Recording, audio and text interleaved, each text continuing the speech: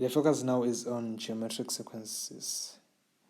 I will just recap first on arithmetic sequences before we move on to geometric sequences. Okay, in the previous videos I created, I demonstrated how to determine an arithmetic sequence and how to find the general formula for an arithmetic sequence. Okay, we set an arithmetic sequence between consecutive terms. We have a common difference. So this term, for instance, is an arithmetic sequence because between 3 and 6, the difference is 3, since 6 minus 3 is 3, and the difference between 9 and 6, the difference is also positive 3. Between 9 and 12, the difference is also positive 3. So the differences here in this sequence are common. Hence, we said if the differences are common, we call that sequence an arithmetic sequence.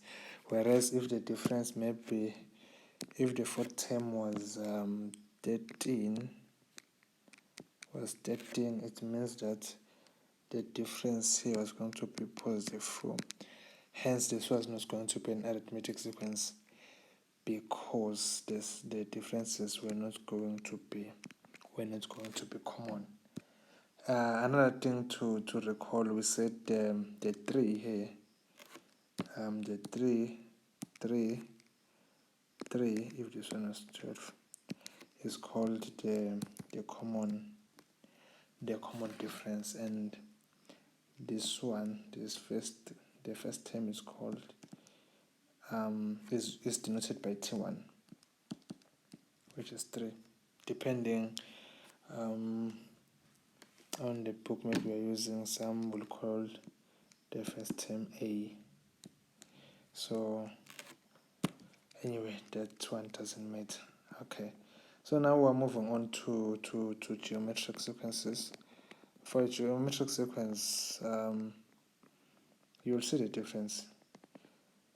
For a geometric sequence, okay, let me first show you an example of a geometric sequence, then I'm sure you'll be able to see the difference. Okay, so we've method by maybe say we have 5,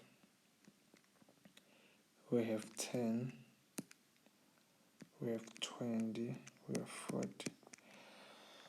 Okay, so this sequence obviously is not an arithmetic sequence because between 5 and 10 the difference is 5. Between 10 and 20 the difference is 10. You don't even need to continue like testing the difference between 20 and 40 to note that this is not an arithmetic sequence, because if it was an arithmetic sequence we were expecting also this difference to be maybe to be 5 and also this one to be 5, but then as you can see the difference between 10 and 20 is 10, the difference between 20 and 40 is 20, so this is not an arithmetic sequence. Okay, so what is the relationship between this first term and this second term, beside the fact that the difference is 5? Okay, if you can notice here, 5 times 2 is equal to 10. So we said 5 times 2 is equal to 10. And again, if you can notice, 10 times 2 is equal to 20. Times 2 again is 20. Then now we're going to 40. Again, 20 times 2 is equal to 40. Okay, so in this case, to get the next term, you can see that you have to multiply by 2.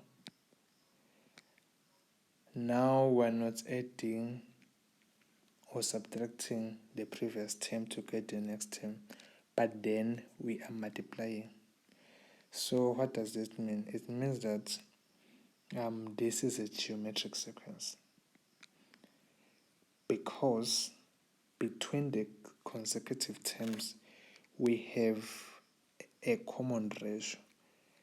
Now we are not calling this times 2, times 2, times 2, this 2, the 2 here, we are not calling it a common difference, but then we call it a common ratio. So we usually denote it by letter R. So the common ratio is 2, and the first term is definitely 5. Okay. So that's how you can determine whether the sequence is a geometric sequence or not. You just check the relationship between the consecutive terms, between 5 and 10, between 10 and 20, between 20 and 40. And if you can see that there's a common ratio between those terms, then you call that sequence a geometric